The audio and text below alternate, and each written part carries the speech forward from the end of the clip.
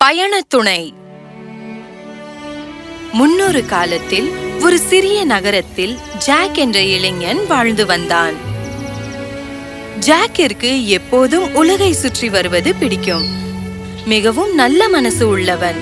பல வருஷங்கள் உழைத்ததின் பலனாக 25 தங்க நாணயங்கள் சேமித்து வைத்திருந்தான். அப்போது ஒரு நாள் தன் ஆசைகளை எல்லாம் பூர்த்தி செய்து கொள்ள ஒரு சிறிய பையில் தங்க நாணயங்களை போட்டுக்கொண்டு புறப்பட்டான். பல நாட்கள் நடந்து ஒரு பழைய வீட்டை அடைந்தான். இப்படி இந்த வனத்துல யார் இந்த வீட்டை கட்டி இருப்பாங்க? இந்த பக்கம் யாரையும் காணமே. சரி, இன்னைக்கு இரவு இங்கேயே தங்கலாம். ஓ, இந்த அழுக்கு படிஞ்ச வீட்டுல இப்படி ஒரு சவப்பெட்டி இருக்கு. இத பாக்குறதுக்கு ரொம்ப விசித்திரமா இருக்கு. ஜாக் கதவுக்கு அருகில் அமர்ந்தான். அவன் மிகவும் களைத்து போயிருந்ததால் படுத்ததும் உறங்கிவிட்டான். அவன் கனவில் ஒரு பெண் வந்தாள். அவள் வெள்ளை கவுன் அணிந்திருந்தாள். அவள் நீளமான பட்டு கூந்தல், அழகான கருமையான கண்களை கொண்டிருந்தாள். அவளை பார்த்ததும் ஜாக்கிற்கு அவள் மீது காதல் வந்தது. ஆனால் அதன் பிறகு ஏதோ பிரச்சனை இருப்பதாக உணர்ந்தான். அவள் அழுது கொண்டிருந்தாள். என்னை காப்பாற்றுங்கள், என்னை காப்பாற்றுங்கள்.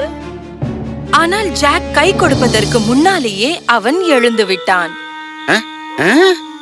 என்னது இங்க என்ன நடக்குது? என்ன? இங்கதான் யாருமே இல்லையே. யாருக்கும் எதுவும் கேட்காது. சரியாக சொன்னாய். விரைவாக இந்த நகைகளை நாம் வெளியே எடுப்போம். நில்லுங்கள். என்ன செய்கிறீர்கள்? யாரப்பா நீ? என் பெயர் ஜாக். இந்த அப்பாவியின் சவப்பெட்டியை ஏன் திறக்கிறீர்கள்? இவன் அப்பாவி. இவன் எங்க கிட்ட வாங்கின கடனை கொடுக்கவே இல்லை. அந்த கடனை ஈடு கட்டுறதுக்காக தான் நாங்க இந்த நகைகளை இப்ப எடுக்கிறோம். வேண்டாம். ஒருவன் பிணமாகி போன பிறகு அவனது சவப்பெட்டியை உடைப்பது தவறாகும். இந்தாருங்கள், நான் 25 தங்க நாணயங்கள் வைத்திருக்கிறேன். இதை எடுத்துக்கொள்ளுங்கள். ஆனால் அவன் சவப்பெட்டியை உடைக்க வேண்டாம். அவன் அமைதி அடைகிறான். இது மிகவும் அதிகம். அவனைப் போலவே எங்களையும் நீ கடனாளி ஆக்குகிறாய். பரவாயில்லை, இவனது சவப்பெட்டியை உடைக்க மாட்டோம். வருகிறோம் நண்பா. இப்போது ஜாக்கிடம் பணம் இல்லை. ஆனாலும் அவனுக்கு கவலை இல்லை. ஒரு நல்ல காரியம் ஒன்று செய்துள்ள திருப்தி அவனுக்கு இருந்தது. அந்த அழகான பெண்ணை பார்க்க வேண்டும் என்று மீண்டும் உறங்க முயற்சித்தான். ஆனால் கனவும் போனது. அந்த பெண்ணையும் பார்க்க முடியவில்லை. காலையில் எழுந்ததும் தன் உடைமைகளை எடுத்துக்கொண்டு ஜாக் அந்த வீட்டை விட்டு புறப்பட்டான். புத்துணர்ச்சியை ஏற்படுத்தும் காற்றை அனுபவித்துக் கொண்டே நீண்ட நேரம் நடந்தான். அப்போது அவன் ஒரு விசித்திரமானவரை கண்டான். நான் எங்கு நிற்கிறேன்? இந்த இடம் அழகாக இருக்கிறது. நான் இங்கு முன்பே வந்திருக்க வேண்டும். பரவாயில்லை, இப்பொழுதாவது வந்தேனே. யார் நீங்கள்? வழி தவறி விட்டீர்களா அல்லது மறந்து விட்டீர்களா? நான் வழி தவறி போகும் சந்தர்ப்பம் ஏற்படாது. ஏனென்றால் நானாக எங்கும் போக மாட்டேன்.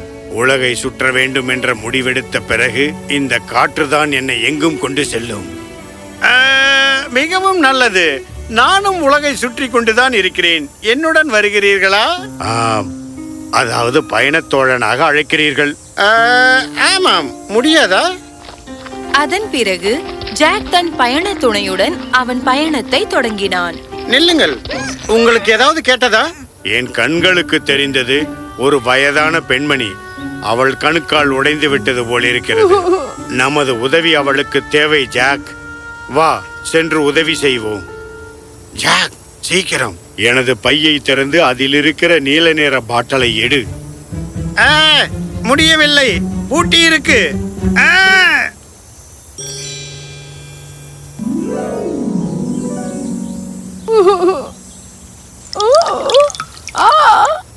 என்னால் நடக்க முடிகிறது, குதிக்க முடிகிறது. என் கால்கள் முன்பை விட நன்றாக இருக்கு. ஓ, நீங்கள் மிக நல்லவர். இதற்கு பதிலாக நான் என்ன செய்ய? உங்களிடம் இருக்கும் அந்த கம்பை எனக்கு கொடுக்கிறீர்களா? இதுவா? சரி, இந்தா வாங்கிக்க. ரொம்பவே நன்றி கண்ணு. இந்த கம்பு உனக்கு எதற்கு? பழைய பொருட்களை சேமிப்பது எனக்கு பிடிக்கும். அனைத்துமே பயன்படக்கூடியது. வழித்துணையான இந்த புதியவர் சுவாரஸ்யமானவர் என்று ஜாக் புரிந்து கொண்டான். அவர்கள் இருவரும் நடந்து ஒரு மலையை அடைந்து விட்டனர். நாம் இந்த மலையில் ஏறியாக வேண்டும்.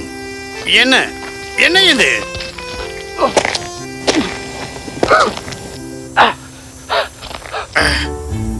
என்ன இது? ஓ, ஏதோ பறவையின் சிறகு போல் உள்ளது. எந்த பறவையும் தனது சிறகை விட்டு செல்லாது. எனக்கு இந்த சிறகுகள் எதற்காகவாவது வேண்டும் என்று அந்த பறவை நினைத்திருக்கலாம். இதை பார்த்தாயா? தானாகவே பறக்கிறது. உன் பை மந்திரத்தன்மையுள்ளது. அப்படியா? எனக்கு தெரியாதே, நான் கவனிக்கவே இல்லை. வா போகலாம். அவர்கள் ஒரு சிறு நகரத்தை அடைந்தார்கள். ஜாக்கை ஒரு இடத்தில் இருக்க சொல்லிவிட்டு அங்கு அவர்கள் தங்குவதற்கு ஒரு நல்ல விடுதியை தேட பயணத்தோழர் போய்விட்டார். ஜாக் சிறிது நேரம் காத்திருந்தான். அப்போது ஒரு கடுமையான குரல் கேட்டது. நமது இளவரசி வந்து கொண்டிருக்கிறார். என்ன? இல்லை, அவளாக இருக்க முடியாது. என்னவாயிற்று? பழைய வீட்டில் இருக்கும்போது நான் கண்ட கனவில் வந்தவள் இவள்தான். ஜாக் தான் கண்ட கனவை பற்றி புது நண்பனிடம் விவரித்தான். அப்படியா? நாளை உன் இளவரசியை பார்ப்பதற்கு புறப்படு. அவ்வாறே ஜாக் செய்தான். மறுநாள் காலை சூரியன் உதயத்தின் போதே அரண்மனையை அடைந்து விட்டான். ஒருவரும் இல்லாததைக் கண்டு ஜாக் ஆச்சரியப்பட்டான். உள்ளே நுழையும் போது ஒரு காவலரும் இவனை தடுக்கவில்லை. உள்ளே சிம்மாசனத்தில் அரசர் சோகத்தோடு அமர்ந்திருந்தார். ஜாக் அரசருக்கு மரியாதை செலுத்தினான். மாண்புமிக்கவரே, எனக்கு உங்களிடம் ஒரு வேண்டுகோள். அதாவது உங்களது தோழியோ, எனக்கு தோழியோ, என் மகளை திருமணம் செய்து கொள்ள என் அனுமதியை தேடி வந்துள்ளாய். ஆமாம் ஐயா. கொஞ்சம் போடு, என் மகள் வந்து கொண்டிருக்கிறாள். ஜாக்கிற்கு ஒரே குழப்பம். ஆனால் அரசரிடம் கேள்வி கேட்க திறனில்லை. சிறிது நேரம் பொறுமையாக காத்திருந்தான். அப்போது இளவரசி அங்கு வந்தாள். அவள் கருப்பு அங்கியை அணிந்திருந்தாள். கண்களில் மலர்ச்சி இல்லாமலும் நேற்று இரவு அவள் முகத்தில் இருந்த ஜொலிஜொலிப்பில்லாமலும் இருந்தாள். ஆனால் ஜாக் கவலைப்படவில்லை. அவள் காதலில் அவன் மூழ்கியிருந்தான். இளவரசியாரே, உங்களை மனம் புரிந்து உங்கள் கரம் பிடிக்க ஆசைப்படுகிறேன். சரி, ஆனால் முதலில் நீ உன் சோதனையை முடிக்க வேண்டும். என் பின்னால் வா. ஜாக் சந்தோஷமாக இளவரசியை பின்தொடர்ந்து போனான். அவன் ஏற்கனவே அவளை எதிர்காலத்தில் மனைவியாக்க வேண்டும் என்று கனவு கண்டிருந்தான். அவன் அரண்மனையின் பால்கனியில் நுழைந்த போது கீழே ஒரு ஏரியை பார்த்தான். என்ன ஒரு அழகான ஏரி! உனக்கு பிடித்ததில் எனக்கு மகிழ்ச்சி. நீ இந்த சோதனையில் தோல்வி அடைந்தால் இந்த ஏரியில் தூக்கி எறியப்படுவாய். இதற்கு முன்னால் என்னை திருமணம் செய்ய வந்தவர்களுக்கும் இதே நிலைமைதான். இப்போது நீ கவனமாக கேள்.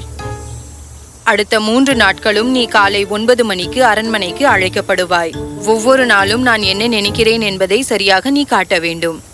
நீ ஒரு முறை தவறாக காண்பித்தாலும் இந்த ஏரியில் தூக்கி எறியப்படுவாய்.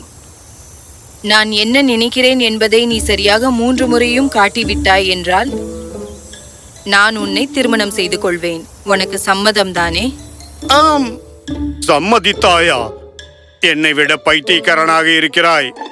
என்ன செய்வது என்று தெரியவில்லை. அவளை காதலிக்கிறேன். அவளை நான் மனம் முடிக்காவிட்டால் இந்த ஏரியில் இருக்கும் முதலைகளோடு நான் வல்லமையோடு வாழ வேண்டும். சரி சரி, நீ சென்று உறங்கு. நான் ஏதேனும் யோசிக்கிறேன். ஜாக்கின் பயணத்தோழன் அவனை பற்றி கவலைப்பட்டான். ஜாக் தூங்கிக் கொண்டிருக்கும் போது ஒரு வில்லையும் அவன் பையில் இருந்த நீண்ட குச்சியையும் எடுத்துக்கொண்டான். பின்னர் அவன் பறவை இறக்கைகளை போட்டுக்கொண்டு அரண்மனையை நோக்கி பறந்தான். மர்மமான அரண்மனை மற்றும் அதன் இளவரசியை பற்றிய உண்மையை கண்டுபிடிக்க விரும்பினான்.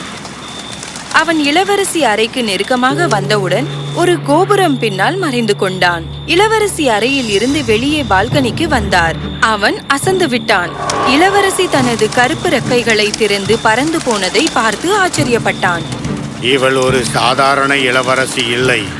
இவளை நான் பின்தொடர வேண்டும். தோழன் அவனது வில் மற்றும் நீண்ட கம்பை எடுத்தான். அவன் இளவரசியை நோக்கி அந்த கம்பை வீசினான். அவள் திரும்பியதும் ஒரு மரத்தின் பின்னால் மறைந்து கொண்டு பார்த்தான். அடுத்ததை அவன் பார்த்தபோது ஆச்சரியப்பட்டான். அவள் கண்கள் பச்சை நிறத்தில் தோன்றியது. ஓ, இப்போது கீழே இறங்க போகிறாள். பயணத்தோழன் அவளையே பின்தொடர்ந்து வந்தான்.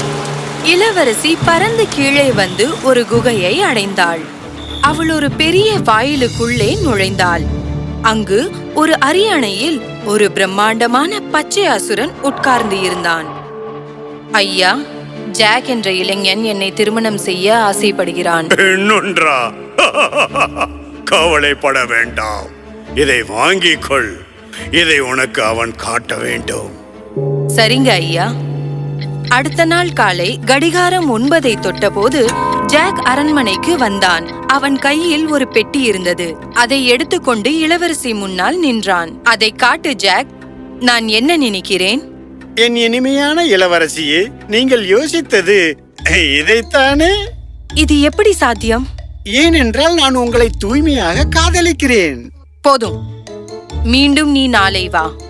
இளவரசி மிகவும் குழப்பமாக இருந்தாள். ஆனால் ஜாக்கின் பயணத்தோழன் அசுரன் அவளுக்கு கையுறை கொடுத்ததை கவனித்தான் என்று இளவரசிக்கு தெரியாது. அந்த இரவு அவள் மீண்டும் வெளியே பறந்து போனாள். அவளை அந்த பயணத்தோழன் பின்தொடர்ந்தான். அவள் குகைக்கு சென்று அசுரனிடம் நடந்ததை விவரித்தாள். அசுரன் அதிர்ச்சி அடைந்தான். ஆனால் இது ஒரு தற்செயல் நிகழ்வு என்று தனக்குள் நினைத்தான். இந்த முறை அவன் 3 கோலி குண்டை அவளுக்கு கொடுத்தான். அசுரனை இளவரசி வணங்கிவிட்டு வெளியேறினாள். மறுநாள் காலை மீண்டும் ஜாக் சரியாக யூகித்தான். அரண்மனையில் எல்லோரும் மகிழ்ச்சி அடைந்தனர். ஜாக் ஒரு வித்தைக்காரன் என்று அவர்கள் நினைத்தார்கள். அந்த இரவு மீண்டும் விடுதியில், நாளைதான் எனக்கு கடைசி நாள் நண்பா. அவள் என்னை நினைத்துக் கொண்டிருப்பாளா? அது நாளை தெரியும் நண்பா. அந்த இரவு தோழனுக்கு அந்த அசுரனை என்ன செய்ய வேண்டும் என்பதை பற்றி தெரிந்திருந்தது. ஜாக் தூங்குகையில் அவன் குகையை நோக்கி பறந்து சென்றான். இளவரசி ஏற்கனவே அங்கு இருந்தாள். முடியவே முடியாது, எப்படி சரியாக யோசிக்கிறான். இருக்கட்டும், நீ உனது மாளிகைக்கு செல். 5 நிமிடங்களுக்கு முன்னால் எனது 9வது பூதம் ஒரு பெட்டியுடன் அங்கு வரும். அதில் என்ன இருக்கிறது என்பது ஒருவருக்கும் தெரியாது. இப்போது செல், நேராக வனத்திற்கு செல். அங்கு ஒரு மலர் 7 வண்ணங்களுடன் வானவெள்ளை போன்றுள்ளதை பார்ப்பாய். உலகில் அதுபோல் இந்த ஒரு மலர் தான் இருக்கிறது. கண்டுபிடித்து அந்த இளவரசியின் கையில் நாளை கொடுத்து விடவும். அந்த இளைஞன் உண்மையை யூகித்தாலும் அவனால் அவளுக்கு காட்ட முடியாது. ஓ, இது உனக்கு சரியா? சரி, போகலாம். அடுத்த நாள் காலையில் இளவரசி ஜன்னலுக்கு அருகில் பூதத்திற்காக காத்திருந்தாள்.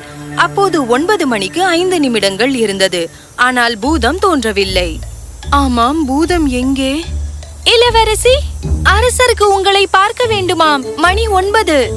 அப்போது அரண்மனையில் அதிசயத்தை பார்ப்பதற்காக மக்கள் அனைவரும் காத்திருந்தார்கள். இளவரசி வெளியே வந்தாள். ஆனால் அவள் வித்தியாசமாக இருந்தாள். அவள் சிறிது குழப்பத்தில் காணப்பட்டாள். என் அன்பே, கடந்த 2 நாட்களாக நீங்கள் எதை பற்றியும் சிந்திக்கவில்லை. நீங்கள் சொன்னது அனைத்தையும் வெறுமனே செய்கிறீர்கள். ஆனால் இன்று வேறு ஏதோ நினைத்துக் கொண்டிருக்கிறீர்கள். அது என்னவென்று எனக்கு தெரியும். அது என்ன? அது என்ன இளைஞனே? மாட்சிமை தாங்கியவரே, உங்கள் மகள் ஏன் இந்த பூதம் வரவில்லை என்று யோசிக்கிறாள். என்ன? உனக்கு எப்படி? என்ன நடக்கிறது? என்ன செய்கிறார்களோ தெரியவில்லை. என்ன? இல்லை இல்லை, இது நடக்கக்கூடாது. கூடாது, பழித்து விட்டேன். ஓ ஜாக், எனது சாபத்தை முறியடித்தாய். நன்றி ஐயா. நான் அரண்மனையில் இருந்த வீரன். இந்த அரக்கன் தான் இளவரசியை காதலித்தான். அவனால் அவளை அடைய முடியவில்லை. நான் இளவரசியை காப்பாற்ற முயற்சி செய்தேன். அவன் எங்களுக்கு பல தொந்தரவு செய்தான். ஆனால் நீங்கள் வராவிட்டால் அவன் அழிந்திருக்கவே மாட்டான். இன்று நீங்கள் பெரிய சாகசம் செய்து எங்களை காப்பாற்றி விட்டீர். நான் இல்லை, எனது நண்பன் தான். இளவரசியாரே, இவர்தான் எனது நண்பர். இருங்கள், நான் உங்கள் பெயரை கேட்கவே இல்லை. எனக்கு பல உதவிகள் செய்தீர். இருந்தாலும் எனக்கு உங்கள் பெயர் தெரியாது.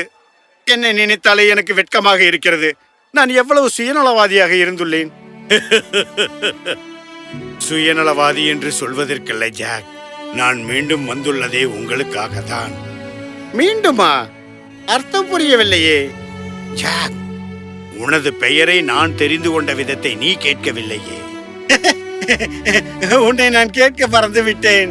ஏற்கனவே எனக்கு தெரியும். நீ அந்த திருடர்களிடமிருந்து என் வீட்டில் என்னை காப்பாற்றுவதற்கு கத்தும் போது தெரிந்து கொண்டேன். உன் பணம் அனைத்தையும் அவர்களுக்கு கொடுத்து விட்டாய். உன்னிடமிருந்த 25 தங்க நாணயங்களை என் ஆத்மா அமைதி அடைய வேண்டும் என்பதற்காக. உனக்கு மிகப்பெரிய மனது உள்ளது நண்பா. இப்போது எனது வேலையும் முடிந்து விட்டது. உனக்கு உன் இளவரசி கிடைத்து விட்டால் இப்போது நானும் போக வேண்டும். ஜாக் சோகமாக இருந்தான். அவனுடைய அன்பான நண்பனை அவனால் மறக்க முடியாது என்பது அவனுக்கு நன்றாக தெரியும். நாட்டு மக்கள் புதிய இளவரசனால் மகிழ்ச்சியாக இருந்தனர். பிறகு ஜாக்கும் இளவரசியும் மகிழ்ச்சியாக வாழ்ந்தனர். வணக்கம்.